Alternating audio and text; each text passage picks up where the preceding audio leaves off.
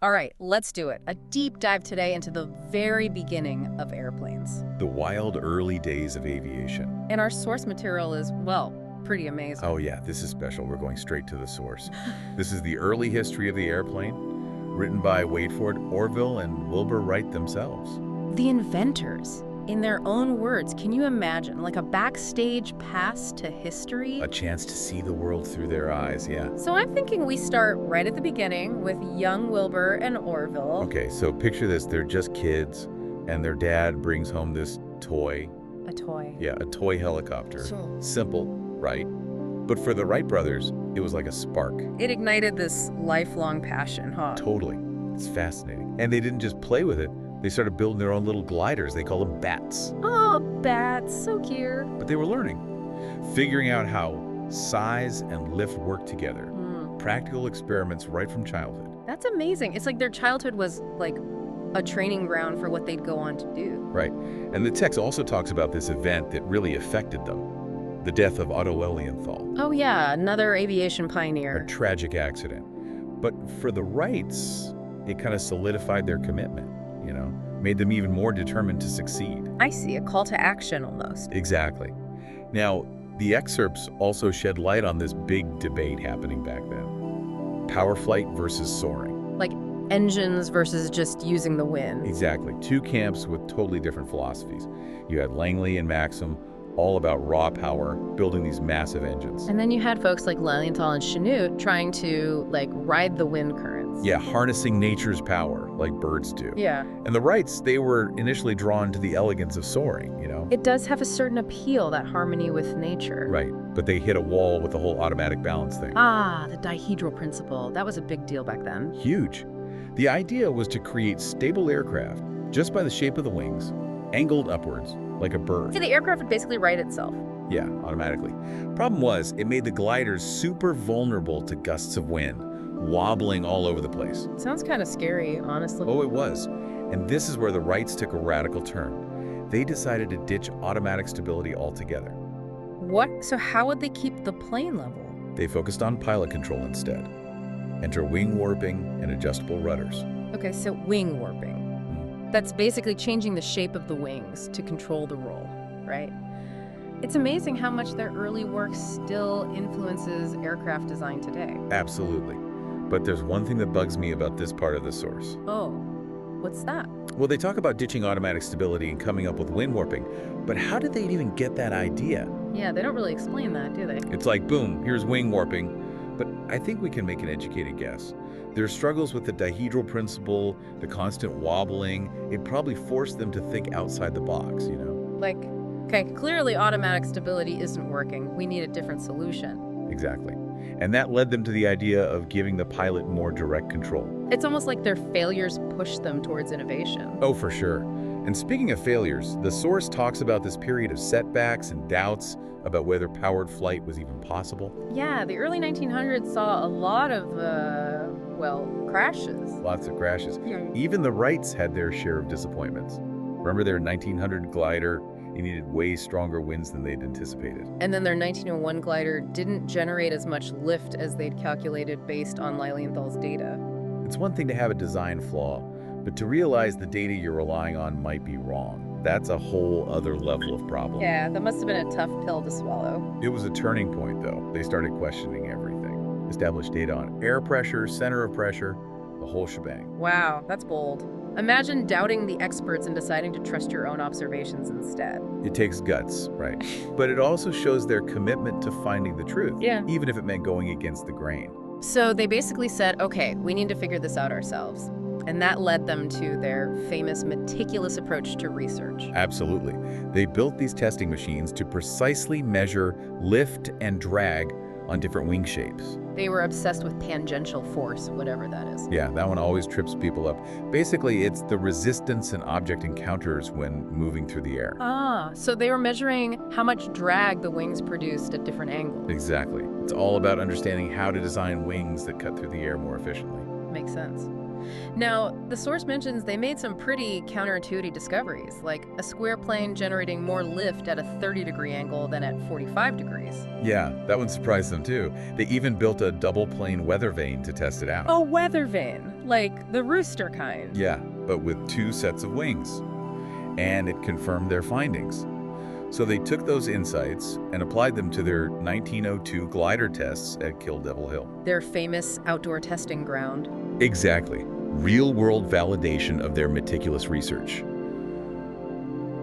And that gave them the confidence to finally start thinking about Powered flight. the dream was finally within reach. But of course, there were still hurdles to overcome. Like finding a suitable engine. Right, that was a big one. Engine technology was in its infancy back then. Most engines were way too heavy or just not powerful enough for what they needed. So what do? Being the Wright brothers, they did what any reasonable person would do. They built their own engine. Are you serious? These guys were unbelievable. They didn't mess around. It wasn't enough to just have an engine. It had to be perfect. Lightweight, powerful, the whole 9 yards. They were pushing boundaries not just in flight, but in engine design too. Talk about going above and beyond. And then there was the whole propeller situation. Oh yeah, the propellers. That's where it gets really interesting. They realized that propellers weren't just fans. They were basically rotating wings. Mind blown. They really dove deep into propeller theory, calculated the ideal design. Everything from diameter and pitch to the shape of the blades. They were meticulous about every detail. It's incredible. The source says they achieved a remarkable 66% propeller efficiency. Which was unheard of at the time. Langley, for instance, was only getting around 30%. So the Wright's propellers were more than twice as efficient. No wonder they were making such progress. It all added up, you know. Their hard work, their meticulous research, their crazy attention to detail, it all culminated in that historic moment. December 17th, 1903. The day the Wright brothers changed the world. They chose Kitty Hawk, North Carolina, a secluded spot on the Outer Banks. Just a handful of witnesses present. Yeah. And then those 4 groundbreaking flights. 4 flights in a single day. Can you imagine the feeling? The source mentions they kept increasing the duration and distance, you know. Building up to that final flight, lasting 59 seconds and covering 852 feet. Just picture it, this flimsy contraption defying gravity, soaring through the air. It must have felt like witnessing a miracle. And then a cruel twist of fate, just as they were packing up. What happened? A sudden gust of wind, the very force that inspired them. You know, it damaged the flyer. Oh, no. It's almost poetic in a way. Just when they achieved controlled flight, they're reminded of nature's power. Yeah, a reminder that even with all the planning and calculations, there's always an element of chance. But their story didn't end there, of course. They took what they learned and kept pushing forward. Always innovating, always refining their designs. But we'll save that part of the story for our next deep dive. Stay tuned, folks. We've got more Wright brothers adventures to uncover.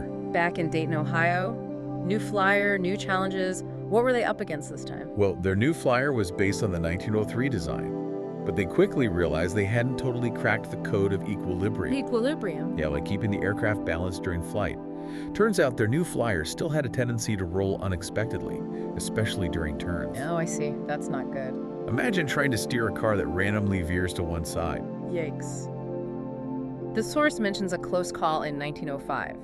One of the brothers was circling a honey locust tree. Ah, yeah, that one. They were testing the flyer's maneuverability, and suddenly the aircraft banked sharply towards the tree. It must have been terrifying. The source says they clipped some branches with the wing. Whoa. They could have crashed. It was a close one, but they managed to regain control and land safely. Talk about nerves of steel. So they were pushing the limits, clearly. All these close calls, it makes you wonder. Did they ever, second guess the whole flying thing? You know, the source doesn't really delve into their personal feelings. It's more focused on their analytical approach. Yeah. Each incident was a learning opportunity. They wanted to figure out why things went wrong, not just that Always the scientists, huh? Not exactly. They were meticulous about analyzing every mishap, looking for ways to improve their design. Speaking of meticulous, the source mentions tangential force again. Oh yeah, that. Remind me again, what's that all about? Tangential force is basically the drag an object creates as it moves through the air. So it's about how much resistance the wings were creating. Exactly. They were obsessed with measuring that drag at different angles. Trying to make the wings as aerodynamic as possible. Right. And here's another interesting design choice. They decided to go with a horizontal pilot position. Instead of sitting upright. Why'd they do that? They realized that reducing wind resistance was crucial for longer flights. So lying flat meant less surface area exposed to the wind. Ah, so it was all about streamlining the design. Exactly. Less drag equals more efficient flight. And they also made another radical decision. They ditched the tail altogether. No tail, but wasn't that, like, essential for stability? That's what everyone thought. Right. But the Wrights suspected the tail was actually contributing to the rolling motion they were struggling with. Interesting. So they decided to just get rid of it. Yep. They weren't afraid to break the rules and try something completely different. And it paid off. Well, they did a lot of testing, of course. They even built this contraption to automatically record flight data. Was that like the first black box? Kind of. It measured things like flight duration, distance traveled, even the number of propeller revolutions. They were collecting data like nobody had done before. Way ahead of their time. So all these innovations, all this research, did they finally solve those equilibrium problems? By late 1905, they'd made huge strides. Their flights were becoming longer, more stable, some lasting several minutes. Wow, that's progress. It's a turning point. They were proving that their unconventional design choices and meticulous research were paying off. But they were still pretty secretive about their work, right? Yeah, the source mentions them choosing secluded locations for their test flights. Why so hush-hush? They knew they were onto something big. They didn't want to attract unwanted attention or competition. They were protecting their intellectual property. Makes sense. But all that changed in 1907, right? That's right. They got a contract with the U.S. government. A government contract. That's huge. What was it for? They were tasked with building a flyer that could carry 2 men and enough fuel for a 125-mile flight at 40 miles per hour. Wow, the stakes just got real. It was a big deal. It meant the world was finally starting to recognize the potential of powered flight. It must felt amazing for them to get that validation, you know? Years of hard work finally paying off. And in 1908, they went back to Kill Devil Hill with a new and improved flyer, ready to prove themselves. And this time, they had a passenger seat. Yeah, they weren't just experimenting anymore. They were building practical, functional aircraft. And the source even describes what it was like to be a passenger in one of their planes. Oh, really? What's it say? It talks about the feeling of the wind rushing past, the ground blurring beneath you, the gentle banking into turns. Sounds exhilarating. It must have been incredible to soar through the air, witnessing the world from a whole new perspective. So they were finally achieving that controlled, graceful flight they'd been striving for. They'd come a long way from those wobbly gliders. But even with all their success, they remained committed to scientific rigor. They never lost sight of the bigger picture, huh? The source mentions their intention to publish their research findings.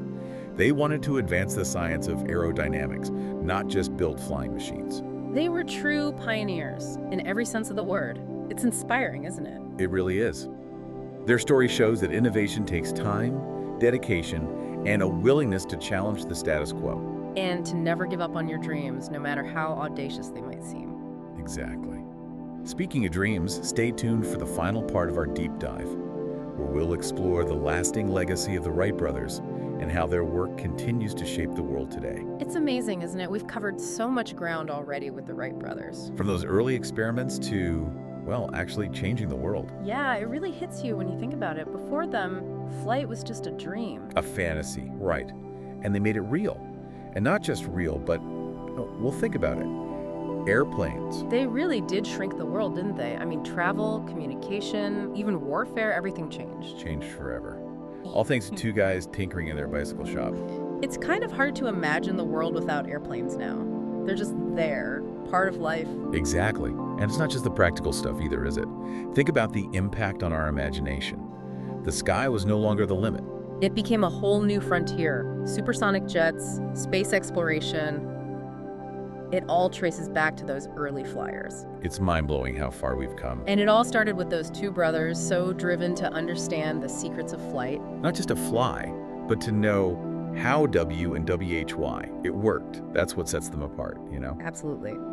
Their story is a reminder that even the craziest dreams can come true. With enough passion, enough perseverance. And the willingness to, like, question everything. Think different, try new things. Exactly. The Wright brothers weren't just brilliant engineers, they were visionaries. They saw a future where we could fly, and they made it happen. And their legacy. Yeah. It's not just the airplanes themselves, it's that spirit of innovation. That drive to push the boundaries, to explore the unknown. So, as we wrap up our deep dive into this amazing story... What's the takeaway?